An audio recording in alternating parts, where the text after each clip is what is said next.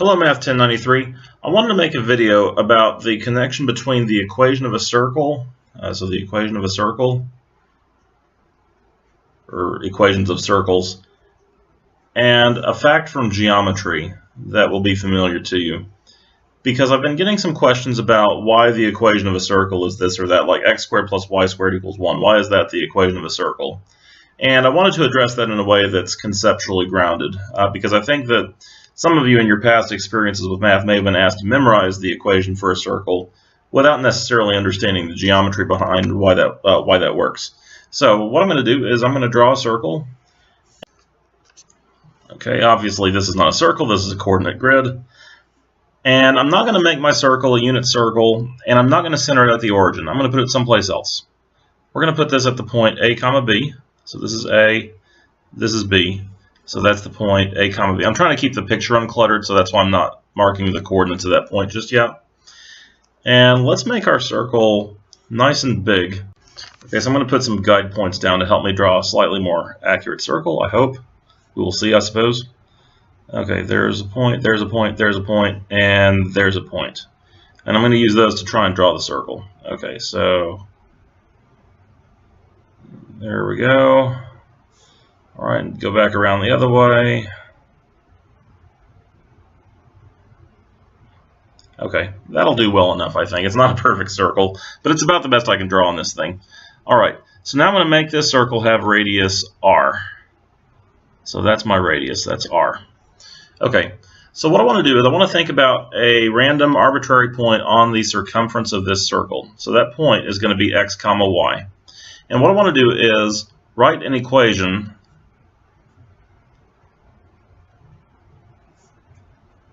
that relates x and y and a and b. Now remember, a comma b was the point over here. That was the center of my circle. Oh, and of course r. So I want to write an equation that relates x and y and a and b and r, just using geometry.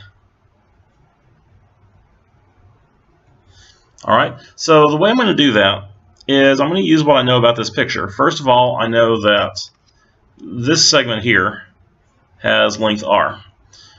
And I'm going to use that by putting that as part of a right triangle. I'm going to make that the hypotenuse of a right triangle. That right triangle is going to be here. So I'm going to let it have a horizontal side and a vertical side. And because those are horizontal and vertical, they will be at a right angle. Alright, so now I want to ask, okay, what are the lengths of these two sides? So I got this side here.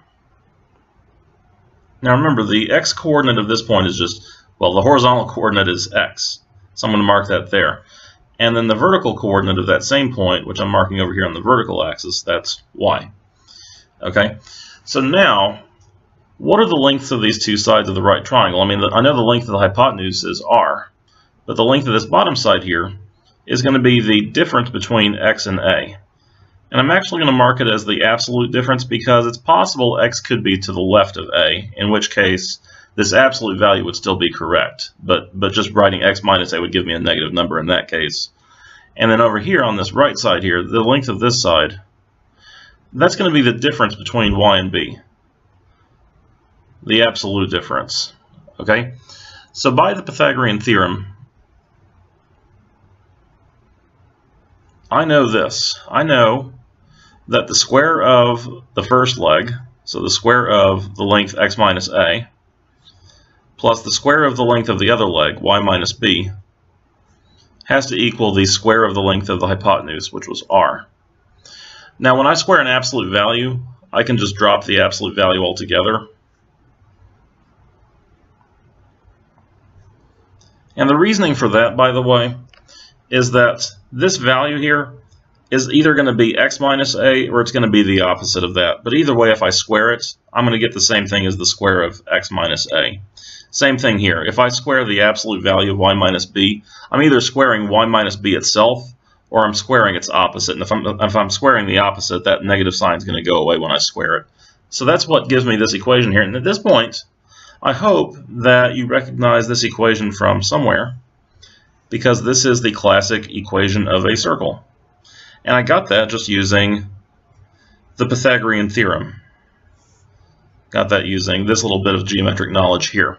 And by putting this radius here as the hypotenuse of a right triangle. So that was a really key step in this whole thing, was to make that radius appear to us as one side of a right triangle. Okay, so that's the equation of a circle, but now I want to use that to do at least a little bit of trigonometry here.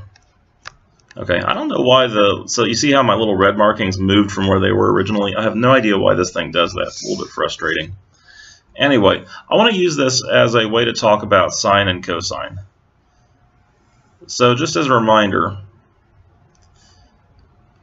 usually when we talk about sine and cosine, we at least start by talking about a unit circle. So I'm going to draw that unit circle here. Not bad. Let's see if I can... The bottom side is where I always mess up a little bit. Okay, but that's not too bad. Should go through -1 there. Okay. Anyway, so let's talk about cosine of t and sine of t. Now remember, for any value of t, cosine of t and sine of t are the coordinates that I reach if I march t units around the unit circle. So let's say that's my t units. That could be clockwise or counterclockwise. If t is positive, we go counterclockwise. If t is negative, we go clockwise. And we land here at x comma y. Remember that point, by definition, that's equal to cosine of t, sine of t, because cosine of t is the x-coordinate, while sine of t is the y-coordinate. Okay, but now what do we know about this circle? We can use what we did over here to find the equation of this circle over here on the right. That is a unit circle. So r is equal to 1, and it's centered at the point a comma b, in this case, which is 0 comma 0. So its equation is, just using that template on the left, x minus 0 squared plus y minus 0 squared is equal to r squared, which is 1 squared. That simplifies to x squared plus y squared equals 1. So that point x comma y has to be somewhere on this circle and has to satisfy this equation. But remember, I said that x was equal to cosine of t and y was equal to sine of t.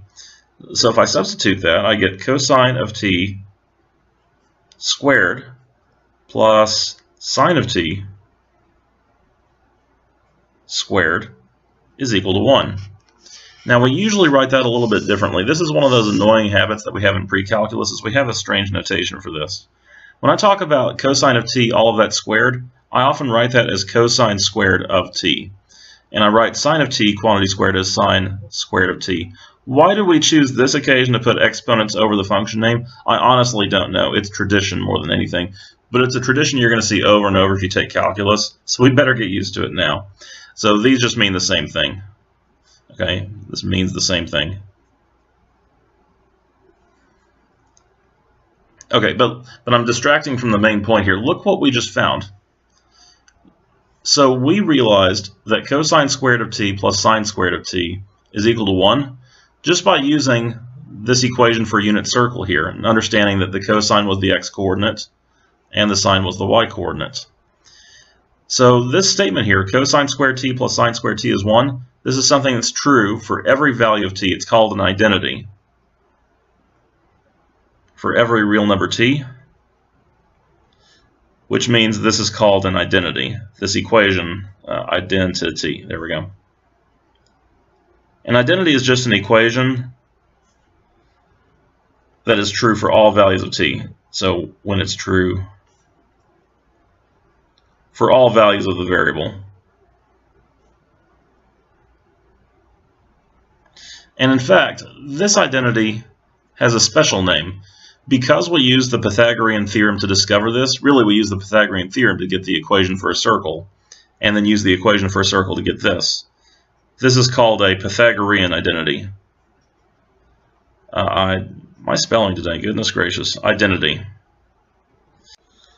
Now actually, this one here, this one that we developed over here, this identity, this is the first of 3 Pythagorean identities. There are 2 other ones, and we'll talk about those later in the course, just a little bit later. Anyway, that's it for this video. Hopefully I've done a decent job of showing where this Pythagorean identity comes from. It's just geometry, applied in kind of a clever way.